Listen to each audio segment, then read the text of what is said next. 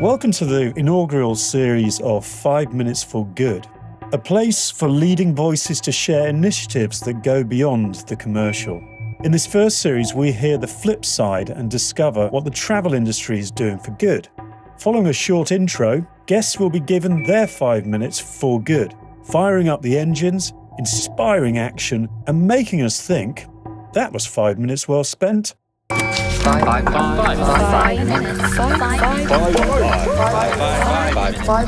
minutes for good. Welcome, Mitch Hutchcraft, to your 5 minutes for good. Now then, Mitch, before we get going on your 5 minutes, tell those who don't necessarily know you a little about yourself. Yeah, thanks for having us, mate. I'm Mitch. Well, I'm a former Royal Marine Commando and now kind of adventurer, full-time fundraiser. I just returned 8 weeks ago from the longest climb of Mount Everest in history, 8-month, 240-day, 13,000-kilometer triathlon from Dover to the top of Mount Everest. So 19 countries of swimming, cycling, running, trekking and climbing, pretty much non-stop from England to the top of Mount Everest. Amazing. I get in the car and go down the shops and buy a newspaper. Yeah, that still knackers me out as well, actually. Mitch, it's really lovely having you on this inaugural season of 5 Minutes for Good. And it's at this stage that I say to you, Mitch, this is your 5 minutes for good. Over to you. Okay, yeah. So where to begin? So I kind of like to talk about, base it around my talk and the book that's coming out. Sorry, can you tell everybody the name of the book that you've written? Yeah, well, the book is being written now, just been published by just been taken by HarperCollins. So it's not going to be finished until January and will be released next year. But it's literally going to be called Limitless. So I try to get as much good and spread as much positivity using various different ways of how I've dealt with adversity and how I've channeled grief into power over the last kind of 26 years. So I'll try and give that all done in a quick summary of my time and give you some warning. So kind of the first main lesson that got me through it, which I try to teach to people, is cheerfulness in the face of adversity, which is one of the main ethoses of the Royal Marines. So that's just having the ability to be able to, whatever life throws at you, to be able to just smile and carry on. And that comes into the second kind of lesson and chapter I like to talk about, which is strategic pain management.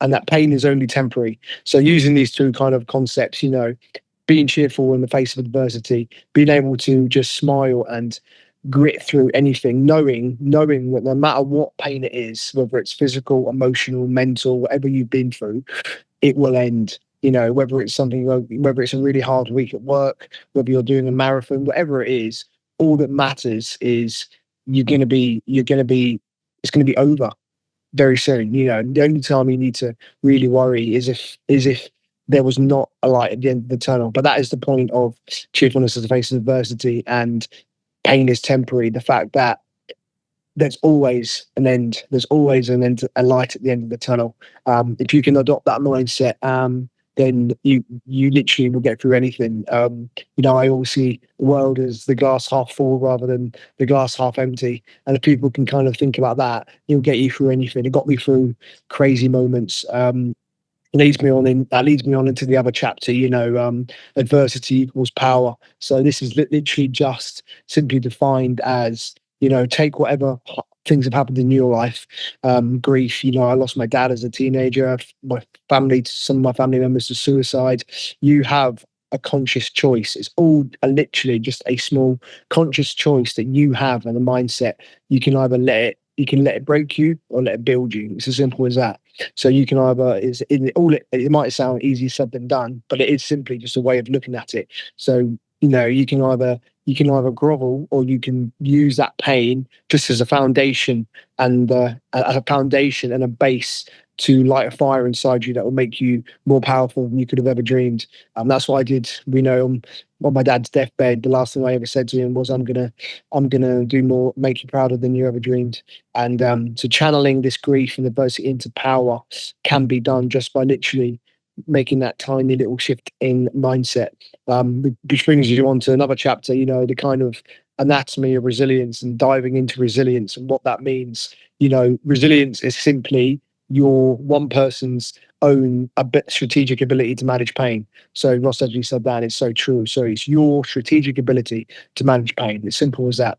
Everyone's got a different strategy as well. Like you just got all you have to do is get out there, make yourself uncomfortable, and find what works for you.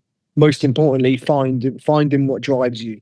Why are you there? You know, for yourself, which is the most important thing. Anyone that says they're not doing something for themselves is lying. It should be for yourself. That's the most important thing to make you grow. Secondly, it might be family members you've lost to make your kids proud. So for me, it's my dad and making him proud, knowing he's looking down.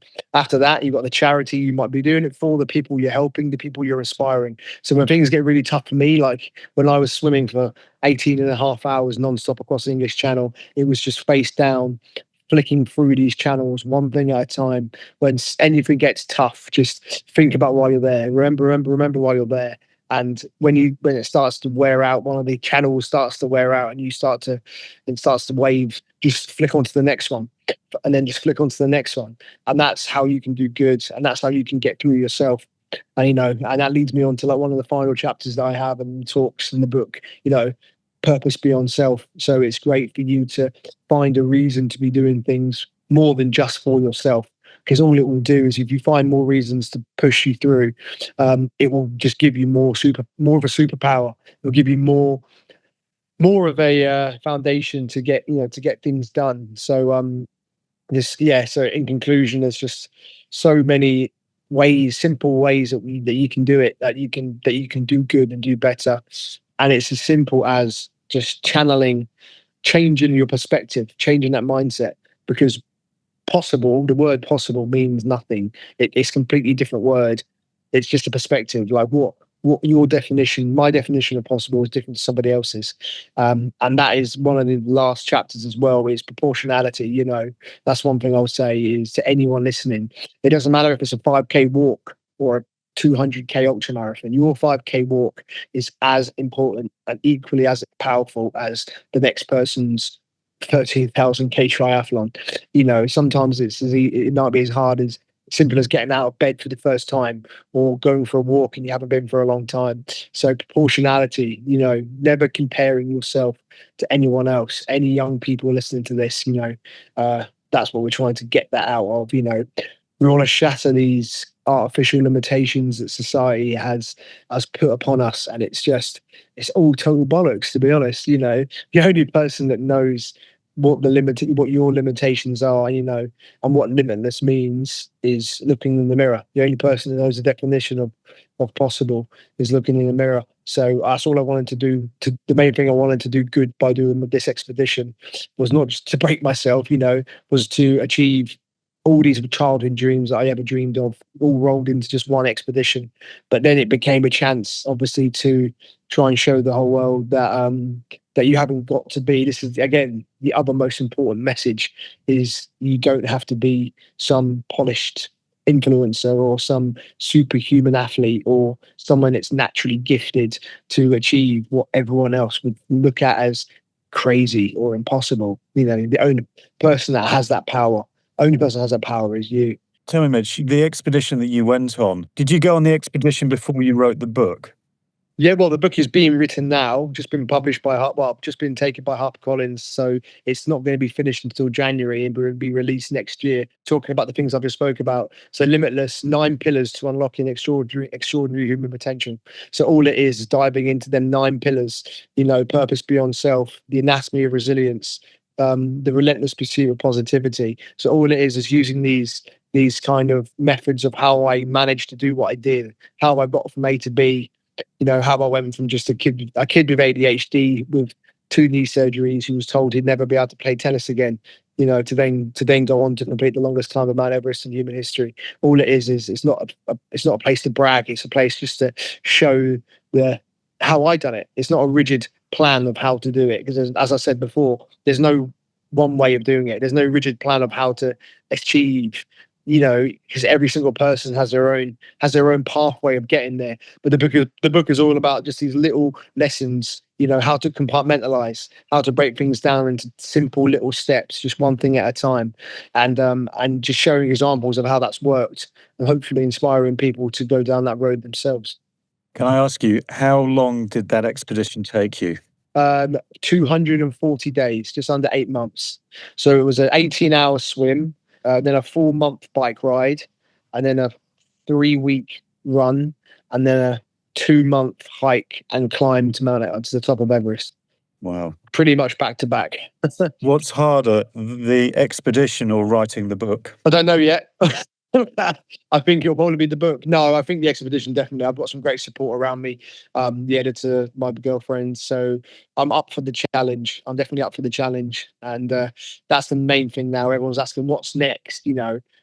What's next is spreading as much good and positivity as possible using this. So the book's a great way to start. The book's a great way to get started with it. Well, that's epic, to say the least. But Mitch, before we go, because this is only 5 minutes. It's quite hard to condense it down. It's difficult, but that's the joy of this, really. But before we close, it's time to sort of drop your guard a little bit and go off piste.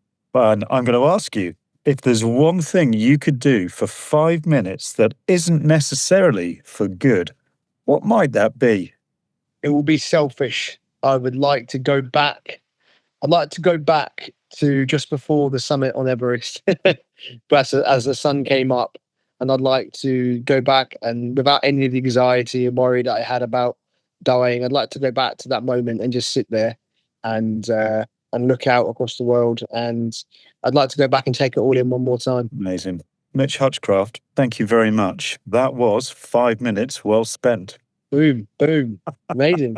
That was 5 minutes well spent.